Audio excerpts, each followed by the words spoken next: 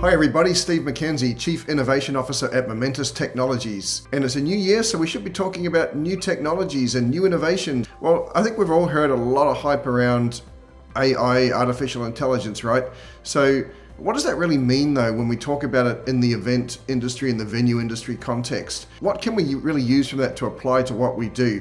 So I thought I'd give you just a few ideas of some of the things that I've come across now and in recent times, the way that AI is actually impacting the industry directly.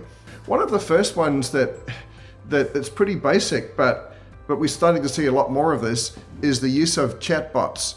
And so, we're all pretty familiar with our chatbots when we talk to, our phones. We've got Alexa and we've got Siri and we've got Google Home and whatnot. Well, there's a very big application for using the chatbots when it comes to events.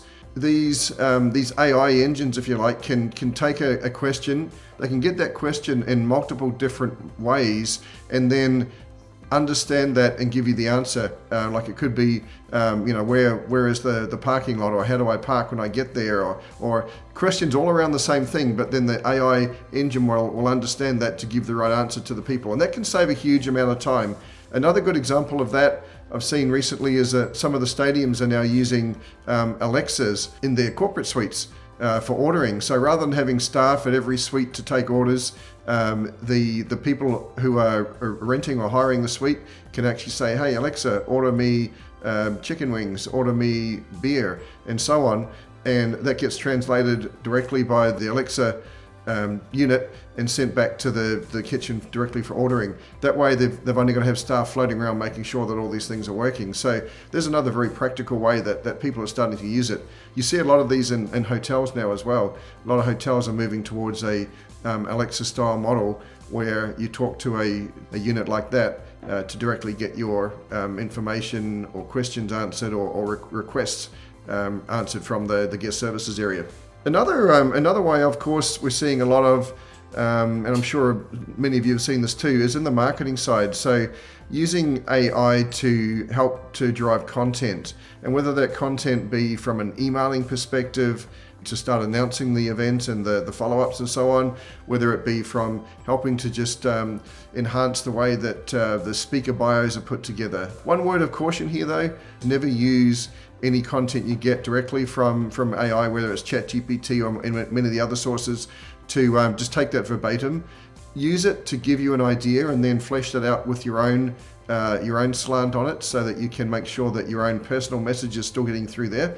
But it's a great way to get started, to get that content initially, and you can take it from there. Then there's also facial recognition, seeing a lot more events and venues starting to use facial recognition, whether it be for recognizing people when they come to pick up their credentials, their badges and so on. But there's also a lot of use for it from the security side now. A number of major events are using facial recognition to make sure that any potential threats or bad actors that might be out there, that the facial recognition software they put in place is using the artificial intelligence engine to check on those sort of things against databases and so on. And they're always learning, taking more information, and a number of these are, to take that a step further, are actually picking up on not just the person's facial features, but picking up on the mood of the person. So they can pick up now whether the person looks like they're anxious, whether they look like they're in a high state of uncertainty or whatever, so that the relative areas can be notified that there's someone here who might be a potential risk or might be having some issues. So very, very interesting, and I think that space is going to increase and continue to grow.